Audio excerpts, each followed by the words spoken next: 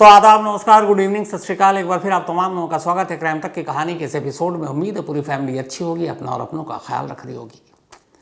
14 नवंबर की बात है। गुजरात में सूरत के करीब एक डिस्ट्रिक्ट है वलसाड, और इसी वलसाड डिस्ट्रिक्ट के अंदर एक रेलवे स्टेशन है। इस रेलवे स्टेशन का नाम है उदवाड़ा। शाम का वक्त था, तारीख 14 नवंबर।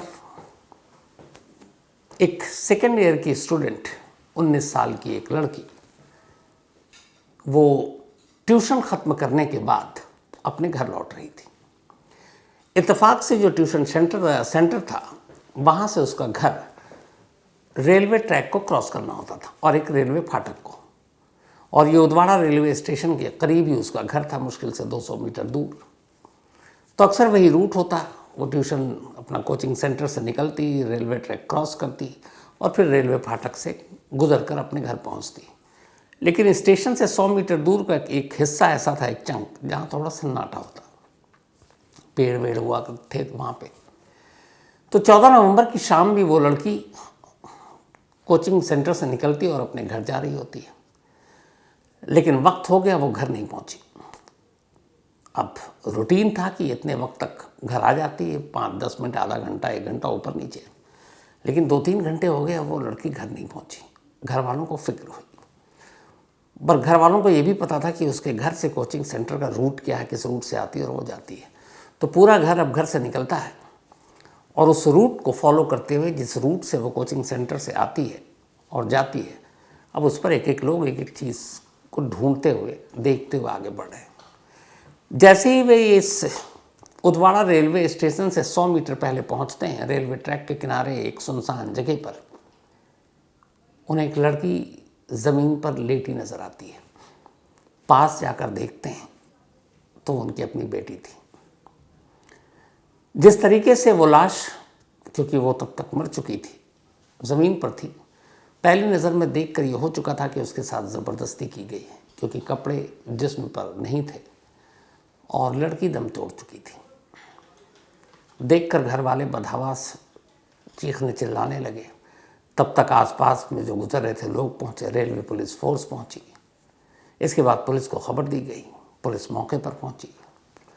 पुलिस ने आकर तफ्तीश करनी शुरू की। लाश के पास से उस लड़की के बैग मिले जिसमें किताबें थी, और साथ में वहीं करीब 2 और चीज़ें मिली, एक वाइट स्वेट शर्ट और एक बैकपैक जो पीठ पर बांधते हैं, पिट्ठू बैग भी जिसे कहते हैं। अब घर वालों ने बताया कि न ये वाइट स्वेट शर्ट उस लड़की का है और ना ही ये बैग। अब पुलिस वालों ने उस बैग को खोलना शुरू किया। जब खोला तो उसके अंदर 3 जर्सी, 2 हाफ पैंट और एक मोबाइल का चार्जर मिला। इन कपड़ों को देखकर और इस बैग को देखकर ये अंदाज़ा लगाना बड़ा आसान हो गया कि जिसका भी बैग है या जो भी ये कातिल और रेपिस्ट है, वो इस शहर का नहीं है, कहीं बाहर का है, क्योंकि वो ट्रैवल कर रहा है और ट्रेन से ही आया है और ट्रेन से ही शायद निकला हो। अब इसी के फ़ौरन बाद पुलिस उसी उदवाड़ा पुलिस स्टेशन की तरफ एक टीम भगाती है कि वहाँ CCTV कैमरा देखो, वहाँ दिख जाएगा। लेकिन पहला धक्का तब लगता है जब पता चलता है कि उस उदवाड़ा रेलवे स्टेशन पर एक भी CCTV कैमरा लगा ही नहीं है। अब पुलिस को बड़ी मायूसी होती है, लेकिन उस बैग और कपड़ों को देखकर ये साफ लग रहा था कि वो एक मुसाफिर है जो सफ़र पर निकला है। अब CCTV कैमरा है नहीं, पुलिस क्या करे? इधर लाश को उठाकर पोस्टमार्टम के लिए भेज दिया जाता सूरत के डिस्ट्रिक्ट अस्पताल में। वहाँ से रिपोर्ट आती है, पता चलता है कि मौत से पहले या कत्ल से पहले उसके साथ ज़बरदस्ती की गई थी। अब पुलिस इधर कातिल की तलाश में, CCTV कैमरा है नहीं, एक बैकपैक और एक स्वेट शर्ट, उसके ज़रिए अब कातिल तक पहुँचना है। काम इतना आसान नहीं। तभी पुलिस ने तय किया कि चलो इस स्टेशन पर CCTV कैमरा नहीं है, इसके आगे पीछे के स्टेशन को खंगालते हैं। आनन फानन में कई पुलिस की टीम लगाई गई। ये हुआ कि उस उदवाड़ा पुलिस जो रेलवे स्टेशन है, इससे पहले का स्टेशन, इसके आगे के स्टेशन पर जाओ, कहीं तो CCTV कैमरा दिखेगा। कोशिश रंग लाई। उदवाड़ा रेलवे स्टेशन से एक स्टेशन पहले उस स्टेशन पर CCTV कैमरा लगा हुआ था। जब उस कैमरे को चेक किया गया और टाइमिंग देखी गई तो एक शख्स कैमरे में नज़र आया। अब वो शख्स, उसका चेहरा तो पुलिस को मालूम नहीं, लेकिन उस तस्वीर को देखकर पुलिस इसलिए चौंकी कि उसने सेम वही वाइट स्वेट शर्ट पहन रखी थी और उसके पीठ पर वही बैकपैक था ब्लैक रंग का, काले रंग का। अब स्टेशन की दूरी एक स्टेशन पहले और एक स्टेशन बाद, और वो उसने वही शर्ट पहन रखी है, वही बैग उसके कंधे पर है, तो बड़ा आसान हो गया ये पता करना कि यही वो शख्स है, क्योंकि वही चीज़ पहने हुआ है जो बरामद हुई, जो मौके से मिली है। अब पुलिस सीसीटीवी जो कैमरा है, वो कैमरा भी मैं आपको दिखाऊंगा, जो आप देखेंगे उसमें वो थोड़ा सा लंगड़ा कर चल रहा है, उसका शायद बायां पैर ठीक नहीं है। अब ये तस्वीर आई, पुलिस की जान में जान आई, पुलिस ने कहा कि अब इसको ढूंढते हैं। अब ढूंढना शुरू किया गया, बाकी स्टेशन को, रेलवे पुलिस को खबर दी गई है। गुजरात पुलिस ने जो है 10 टीमें बनाई और उसने कहा कि यहाँ से लेकर हर रूट पे स्टेशन जितने पड़ते हैं जाओ, ताकि पता चले कहाँ उतरा कहाँ चढ़ा। इधर कोशिश चल रही है, दिन बीतते जा रहे हैं। लास्ट में पता चला कि उसको वापी स्टेशन पर देखा गया। वापी स्टेशन पर फिर उसको दिखा कि वो एक मुंबई बांद्रा जाने वाली ट्रेन में बोर्ड हो रहा है। तो अब उससे ये हुआ कि ये मुंबई बांद्रा की तरफ गया है। अब पुलिस की टीम मुंबई बांद्रा पहुंची, लेकिन ये सारी तस्वीरें तब देखी जा रही हैं जब ऑलरेडी वक्त निकल चुका है, तो इसलिए ये कि चलती ट्रेन में पहुंचकर पकड़ लें ये मुमकिन था नहीं, लेकिन उसका लोकेशन पता चल रहा था। तो अब वो वलसाड के उदवाड़ा से वापी, वापी से बांद्रा मुंबई पहुंच गया, ये सीसीटीवी कैमरे में कैद। लेकिन इसके आगे फिर वो गायब, अब ना कोई सीसीटीवी कैमरा, ना वो कातिल उसके किसी कैमरे में कैद।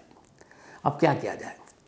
ये पहला मामला होगा जिसमें एक दिव्यांग सीरियल किलर है, और इसी पे मुझे याद आया कि हमारे ही देश में बिहार का एक छोटा सा बच्चा,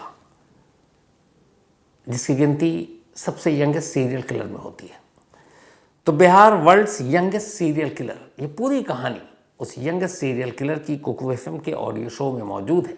आप वहां जाकर ये सुन सकते हैं, Bihar world's youngest serial killer. अगर आपको भी क्राइम स्टोरीज में खो जाना है तो आपके लिए एक ज़बरदस्त मौका है। रिसेंटली कुकू एफएम पर कुछ amazing crime audio books I हैं, और यकीन मानिए ये बहुत ही ग्रिपिंग है। चाहे आपको डिटेक्टिव मिस्ट्रीज, ट्रू क्राइम या थ्रिलर पसंद हो, कुकू एफएम पर सब कुछ मिलता है। अब यहाँ पर सबसे खास बात कि कुकू एफएम आपके लिए एक स्पेशल 14 डेज फ्री ट्रायल लेकर आया है।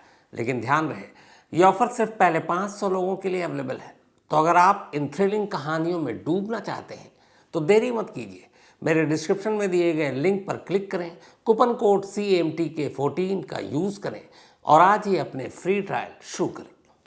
सोचिए, आप 14 दिनों तक जितनी चाहें उतनी क्राइम ऑडियो बुक सुन सकते हैं, वो भी बिल्कुल फ्री। या आपके कम्यूट, वर्कआउट या फिर एक शांत शाम को और भी एक्साइटिंग बनाने का परफेक्ट तरीका है। लेकिन याद रहे, वक्त तेज़ी से निकल रहा है और एक बार जब फ्री ट्रायल स्लॉट्स ख़त्म हो जाएंगे तो फिर ये मौका हाथ से निकल जाएगा। तो इस ऑसम मौके को मिस मत करें, अभी अपने फ्री ट्रायल लें और क्राइम की बेस्ट स्टोरीज सुनना शुरू करें। After 14 days the subscription plan will be activated. इधर गुजरात पुलिस ने अब दूसरी कोशिश की कि किसी और तरीके से उसके बारे में और जानकारी जुटाएं। सबसे पहले गुजरात की जितनी भी अलग अलग जेलें हैं, उन सारे जेलों में इस सीसीटीवी कैमरे का जो ग्रैब उसका चेहरा था, उसको तस्वीर उसकी प्रिंट आउट निकाली और गुजरात के हर जेल के डेटाबेस से ये पता किया कि क्या इस शक्ल का कोई कैदी हाल में जेल में था, जेल से रिहा हुआ, कोई रिकॉर्ड। लेकिन अफसोस कि पूरे गुजरात की जेल से उसकी तस्वीर मैच नहीं हुई। अब यहाँ भी नाकामी, हाथ खाली, दिन बीत रहे हैं। तब पुलिस ने फिर नेशनल डेटाबेस देश भर की अलग अलग स्टेट्स की जेलों के निकालने का फैसला किया। अब उसने हर एक स्टेट को भेजी ये तस्वीर कि भाई देखकर बताएं आपके किसी जेल में कभी कोई ऐसा कैदी रहा। अलग अलग स्टेट होते होते हर तरफ से नाकामी मिल रही, लेकिन तभी एक कामयाबी मिली। राजस्थान की जोधपुर जेल में कैदी का चेहरा उस चेहरे से बिल्कुल मैच कर गया। पता चला कि इसी साल मई में वो वहाँ से बेल आउट हुआ है और उसके ऊपर मामला था ट्रक चोरी का। अब जब मैच किया तो फिर जेल से रिकॉर्ड मिले उसके कि भाई क्या है, तब पता चला कि उसका नाम राहुल जट है और ये हरियाणा के रोहतक का रहने वाला है। अब पुलिस रोहतक पहुंची इस उम्मीद पे कि वहाँ वो मिलेगा, लेकिन वहाँ फिर नाउम्मीदी हाथ लगी। मालूम हुआ कि राहुल को उसके माँ और भाई ने बहुत पहले घर से निकाल दिया, क्योंकि वो एक बैड कैरेक्टर था, गुंडागर्दी करता था, चोरी के इल्ज़ाम थे, कई बार जेल गया, तो पड़ोसी ताना मारते थे। तो उन्होंने अपने उस बेटे को एक तरह से तिलांजलि दे दी और उसे बेदखल कर दिया। और उसके बाद से वो कभी पलट कर आया नहीं, तो घर वालों को उसका पता नहीं। अब नाम तो मिल गया लेकिन पता नहीं मिल रहा है। फिर भी पुलिस की कोशिश जारी, तमाम तरीके से उसका पता लगाने की कोशिश की जा रही है, तमाम मुखबिरों का जाल फैला दिया गया है। और उधर मुंबई के उस बांद्रा पर भी नज़र है जहाँ आखिरी बार वो कैमरे में कैद हुआ था। वक्त बीतता जा रहा है, 10 दिन बीत गए। 14 नवंबर को उस लड़की की लाश मिली थी, अब 24 नवंबर की तारीख आ गई। अचानक वलसाड के पुलिस चीफ अपने दफ्तर में थे, तभी एक फ़ोन की घंटी बजी। सामने उनका एक मुखबिर था जो बांद्रा रेलवे स्टेशन पर एक हॉकर का काम करता था। तो रेलवे स्टेशन पर दुकानें और बेचते हैं चीज़ें, उनको हॉकर कहते हैं।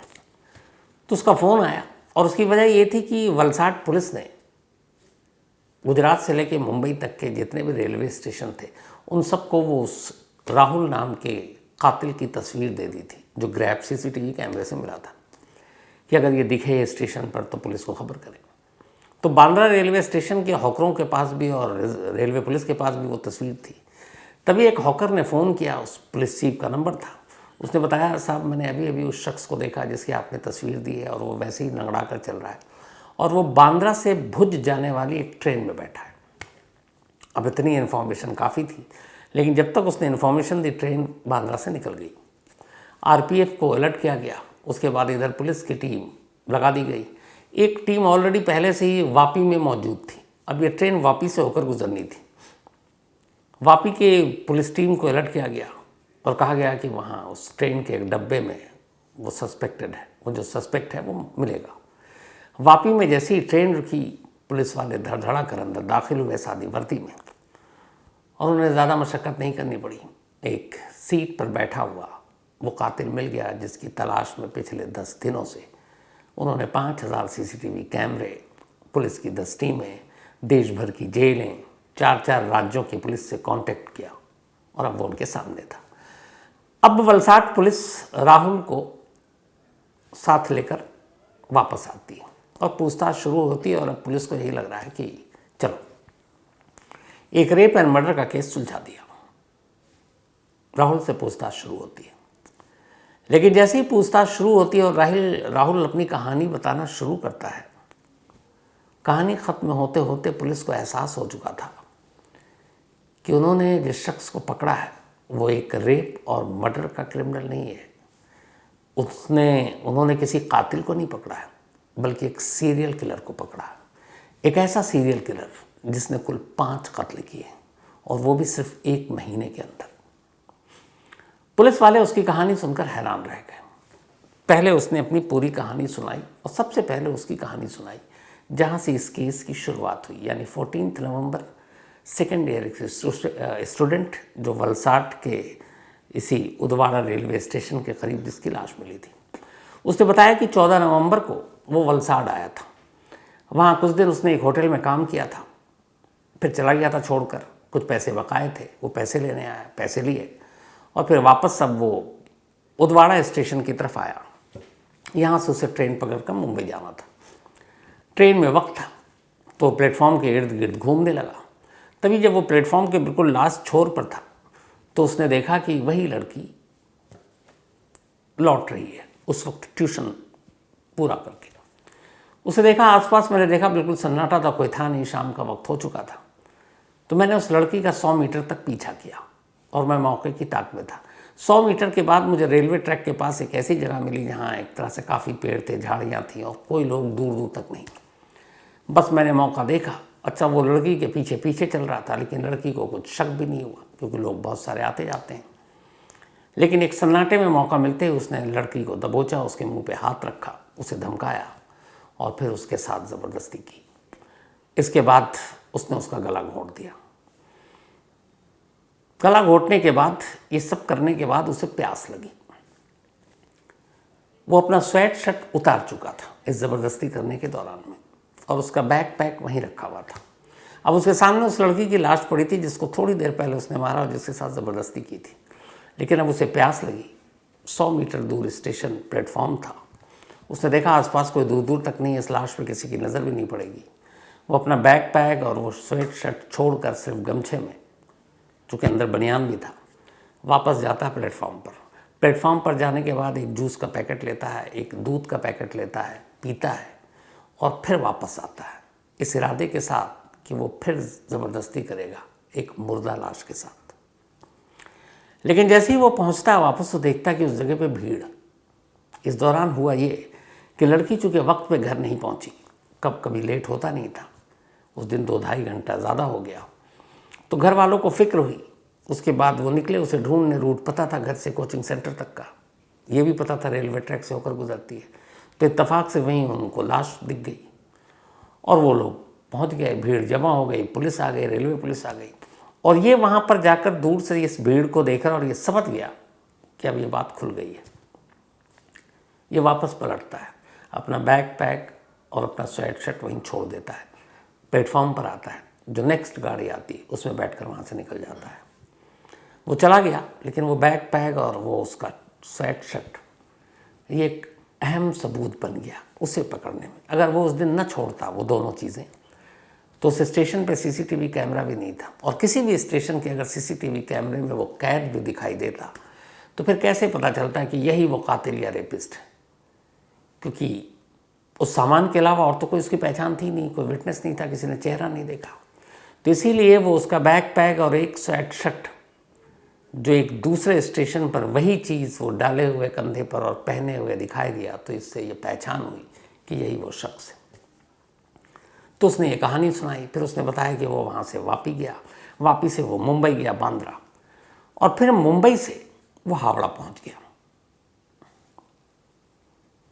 इसके बाद उसने कहा कि हावड़ा जाने के बाद 14 नवंबर के इस कत्ल के ठीक 5 दिन बाद 19 नवंबर को उसने हावड़ा में एक और महिला का रेप किया और उसका मर्डर किया। वो लाश भी एक ट्रेन के बोगी में मिली। फिर वो वहाँ से निकला और निकलने के बाद वो आंध्रा गया। आंध्र प्रदेश में वो जाकर फिर एक रेलवे स्टेशन पर ट्रेन में बैठता है, एक और कोच में एक और महिला को मारता है, उसे लूटता है। इसके बाद फिर वो जाता है सिकंदराबाद रेलवे स्टेशन, वहाँ पर भी एक ट्रेन जो पुणे से कन्याकुमारी आ रही थी उसमें भी एक महिला के साथ रेप करता है और उसे मार डालता है। उसने कहा कि 20 अक्टूबर को उसने पहला कत्ल रेलवे में किया था, 25 अक्टूबर को दूसरा किया था। इसके बाद फिर गैप आया, 14 नवंबर को उसने इस वलसाड में कॉलेज स्टूडेंट का किया। ये इकलौता कत्ल था उन 5 में जो रेलवे के किसी कोच में, किसी बोगी या डब्बे में नहीं, बाहर किया गया था। और इस कत्ल के ठीक 14 नवंबर था और उसके बाद उसने 19 और फिर 23 2 और कत्ल किए, तो कुल 5 कत्ल किए। अब पुलिस ने उससे पूछा कि ये बताओ तुमने 5 कत्ल किए, क्यों किया? और इस क्यों से भी बड़ा सवाल ये था कि उसने इन 5 में से 4 कत्ल भारतीय रेलवे के उन डब्बों में किया जो दिव्यांग के लिए रिजर्व थे, आरक्षित थे। हमारे यहाँ ट्रेन में ज़्यादातर एक बोगी, एक डब्बा, उसमें दिव्यांग होते हैं, जो किसी हाथ पैर से माजूर होते हैं, उनके लिए होता है। जो उसने हावड़ा में कत्ल किया वो दिव्यांग के लिए रिजर्व बोगी थी। जो उसने आंध्रा में किया वो दिव्यांग के लिए रिजर्व बोगी थी। जो उसने सिकंदराबाद में किया वो भी रिजर्व बोगी थी। इसके अलावा उसने एक और जगह पे जो किया वो भी एक रिजर्व बोगी थी। और ये चारों की चारों महिलाएं भी दिव्यांग थी। अब जब रिजर्व बोगी में जो महिला होगी, जाहिर सी बात वो उन्हीं के लिए होता है जो दिव्यांग है, जो हैंडीकैप्ड है। तो 4 हैंडीकैप्ड, 4 दिव्यांग महिलाओं का कत्ल भारतीय रेल के आरक्षित दिव्यांग के डब्बे में करने के पीछे का मकसद क्या था? पुलिस ने जब उससे सवाल पूछा तो उसने अपनी कहानी सुनाई और उस कहानी में ही उसके सवालों के जवाब थे। राहुल हरियाणा का रहने वाला था, रोहतक ज़िले का। जब ये थोड़ा सा बड़ा हुआ तो इसके फादर की डेथ हो गई। उसके बाद बचपन में इसे पोलियो हो गया था। उस पोलियो की वजह से बायां पैर थोड़ा ख़राब हो गया, ये नंगड़ा कर चलता था। स्कूल में दाखिला मिला। स्कूल में बच्चे इसे इसके इस लंगड़ेपन की वजह से चिढ़ाते थे, उसका मजाक उड़ाते थे। धीरे धीरे ये बात उसे बहुत बुरी लगी। फिर थोड़ा थोड़ा कैसे करके ये पढ़ता लिखता गया। इसका एक सपना था कि ये बड़ा होकर ट्रक चलाएगा। ट्रक को लेकर ये बड़ा इसको पसंद है ट्रक, तो ट्रक देख के इसको खुशी होती थी। तो उसे लगा था कि ट्रक चलाएंगे। लेकिन चूंकि उसे पोलियो हो चुका था, एक पैर खराब था, तो किसी ने भी उसे ट्रक ड्राइवर की नौकरी नहीं दी। ट्रक ड्राइवर की नौकरी किया, किसी ने उसको ट्रक के करीब नहीं आने दिया। ये बात उसे बहुत चुभ गई। तब उसने पहला जुर्म किया। उसने कहा जिस ट्रक को मैं चलाना चाहता हूँ ये मुझे चलाने नहीं दे रहे। उसने ट्रक की ही चोरी करनी शुरू कर दी। उसने 12 ट्रक चुराए अलग अलग जगहों पर, दिल्ली में, हरियाणा में, राजस्थान में, यूपी में। ट्रक को चुराता, माल को बेच देता, ट्रक कहीं ले जाकर छोड़ देता। और इसी चोरी के चक्कर में वो कई बार पकड़ा गया, जेल गया। अब ट्रक चोरी, जेल जाता है, फिर जमानत पर बाहर आ जाता। तो जेल आना और जाना उसका लगातार लगा रहा। आखिरी बार वो जोधपुर की जेल में बंद था जब ट्रक चोरी के ही मामले में, और इसी साल मई में उसको बेल मिल गई। घर वालों ने वैसे ही निकाल दिया था। वो बाहर आया। बाहर आने के बाद इतनी बार जेल जा चुका था कि अंदर बहुत सारे कैदियों से भी मिल चुका था। वो एक तरह का पेशेवर अपराधी हो चुका था। बाहर आने के बाद उसे फिर वो बचपन की चीज़ें उसके दिमाग में घूमती रहती थी कि मैं एक विकलांग हूँ, मेरा एक पैर ठीक नहीं है, बच्चे हंसते हैं। आज भी उसे लगता था कि लोग देखकर हंसते होंगे मुझे। ये चीज़ें उसके अंदर इतना घर कर गई कि फिर उसे एक चिढ़ हो गई। और उसके बाद उसने पहली बार देखा कि दिव्यांग कोटे का जो की बॉगी होती है उसमें बहुत ज़्यादा भीड़ नहीं होती है, कई बार तो एक ही होती है। तो वो चूँकि खुद एक दिव्यांग था तो वो उसी कोच में चढ़ जाता, और जहाँ उसको महिला दिखती पहली बार 20 अक्टूबर को, उसने अपनी पूरी खुन्नस, खुंदक, गुस्सा उस महिला पर उतारा, उसके साथ रेप किया और उसे मार डाला। उसके बाद वो निकल गया तो उसे लगा कि ये तो बड़ा आसान है, पकड़ा भी नहीं गया।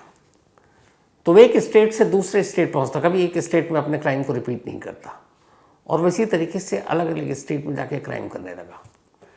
14 नवंबर को जब उसने वलसाड गुजरात में ये किया, यह पहला इंसिडेंट था जो उसने रेलवे की बॉगी के बाहर रेलवे ट्रैक के किनारे किया था, और इसी वजह से वो पकड़ा भी गया, क्योंकि अगर उसका बैग और वो स्वेट शर्ट ना होता तो शायद पकड़ा भी नहीं जाता।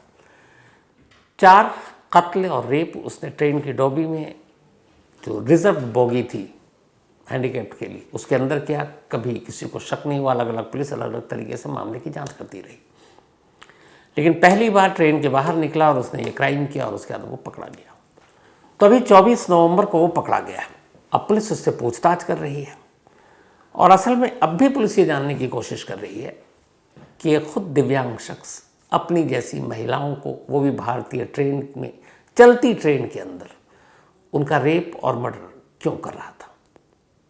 शायद अब भी इस सवाल का सही जवाब पुलिस को नहीं मिला। उम्मीद ये है कि अभी उसकी पुलिस कस्टडी मिली हुई है, तो पुलिस कस्टडी खत्म होते होते इन सवालों के जवाब सामने आ जाए।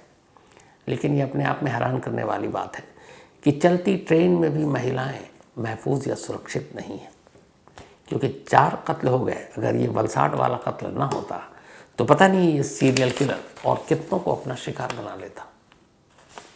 लेकिन शुक्र है वक्त रहते ये पकड़ा गया। तो ये थी आज की कहानी ख़त्म करूँ उससे पहले वही अपना सिलसिला। आज गरिमा पवार, इनका बर्थडे है। हैप्पी बर्थडे गरिमा जी। और ये भेजा है उषा किरण एंड महिमा ने। साथ ही प्रत्यूष पारीक का भी आज बर्थडे है, तो हैप्पी बर्थडे प्रत्यूष। और ये भेजा है व्योमा प्रधान ने, और व्योमा जी ने कहा है प्रत्यूष को पायलट बनना है, तो ऑल द बेस्ट प्रत्यूष को, मेहनत करो, पायलट बनो।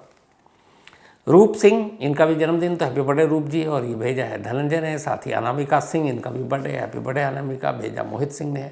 मोहम्मद सिराज का भी birthday, happy birthday Mohammed Siraj.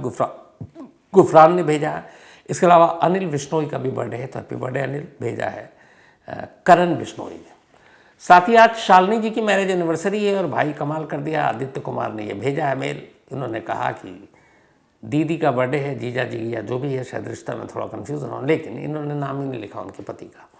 तो शालिनी जी, कोई बात नहीं, आपको और आपके पति दोनों को happy marriage anniversary.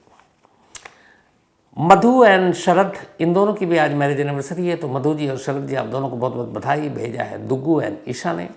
Lakshmi Sharma ji and UV Sharma ji, इन दोनों की भी आज मैरिज एनिवर्सरी है, तो लक्ष्मी जी एंड यूवी जी, आप दोनों को बहुत बहुत मुबारक बधाई।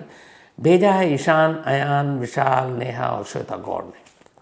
लेकिन याद रहे, वक्त तेज़ी से निकल रहा है, और एक बार जब फ्री ट्रायल स्लॉट्स ख़त्म हो जाएंगे तो फिर ये मौका हाथ से निकल जाएगा। तो इस औसम मौके को मिस मत करें। अभी अपने फ्री ट्रायल लें और क्राइम की बेस्ट स्टोरीज सुनना शुरू करें। After 14 days the subscription plan will be activated. तो कहानी में आज इतना ही। अब आपसे मुलाकात होगी कल रात 9 बजे किसी नई कहानी के साथ। तब तक अपना और अपनों का ख्याल रखिएगा। Thank you very much.